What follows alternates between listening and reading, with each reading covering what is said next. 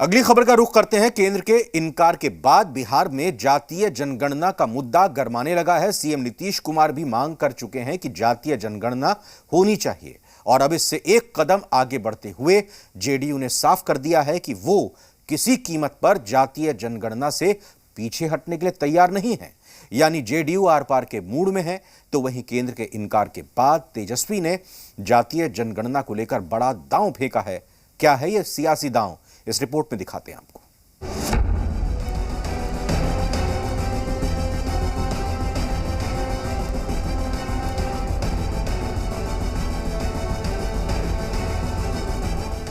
जातीय जनगणना पर जेडीयू की चुनौती। मांझी भी जातीय जनगणना के समर्थन में। केंद्र के इनकार पर तेजस्वी का नया दांव। जातीय जनगणना को लेकर केंद्र ने इनकार कर दिया है, लेकिन बिहार की राजनीति इस मुद्दे पर गरमाती जा रही है। सीएम नीतीश मांग कर चुके हैं कि देश में जातीय जनगणना हो, लेकिन बीजेपी सामाजिक समरसता की दुहाई दे रही है। पर अब जेडीयू ने चुनौती दी है, वो इस मुद्दे पर पीछे नहीं हटेगी। यही नहीं, धर्म परिवर्तन के मसले पर भी बीजेपी को जवाब दिया है। कई न्यायालयों ने, उसमें सुप्रीम कोर्ट सहित कई बार भारत सरकार से कहा, अलग अलग राज्य में हाई कोर्ट ने वहाँ स्टेट गवर्नमेंट से कहा कि आप पिछड़ों के लिए योजना बनाते हैं ओबीसी के लिए, लेकिन उनकी संख्या कितनी है बताइए ना। कोई जनगणना ही नहीं है उस तरह से। मेरी इच्छा हो जाए कि कल मैं इस्लाम धर्म को कबूल कर लूं तो कोई रोक देगा क्या? हिंदुस्तान का संविधान हमको परमिट करता है। मेरी इच्छा होगी तब। हाँ, कोई जबरन ना करा दे, जबरदस्ती ना करा दे, किसी के लोभ लालच में हम ना कर लें। मेरी खुद की इच्छा होगी तो हो सकता है। उधर एनडीए की दूसरी घटक हिंदुस्तानी आवाम मोर्चा ने भी जातीय जनगणना की मांग की है।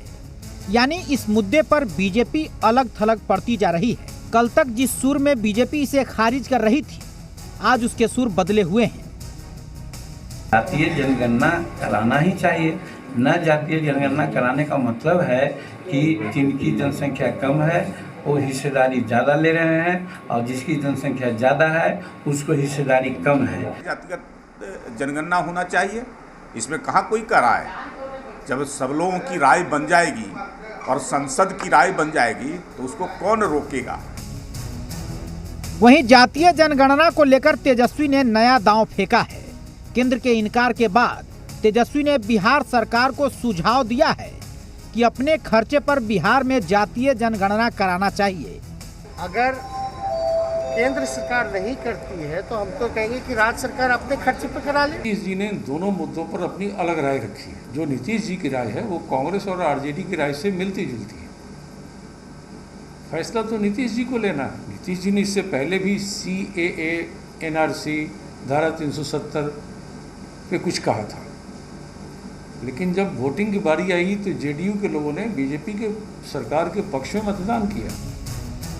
एक बात तो है कि जातीय जनगणना को लेकर बीजेपी फंस गई है, क्योंकि उनके अपने घटक दल ही इसकी मांग पूरी ताकत से कर रहे हैं।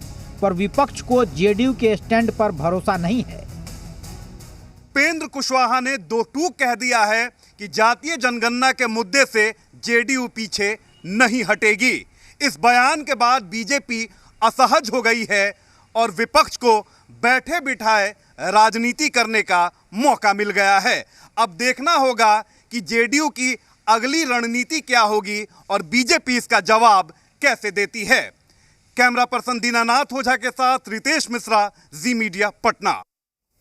बिहार विधान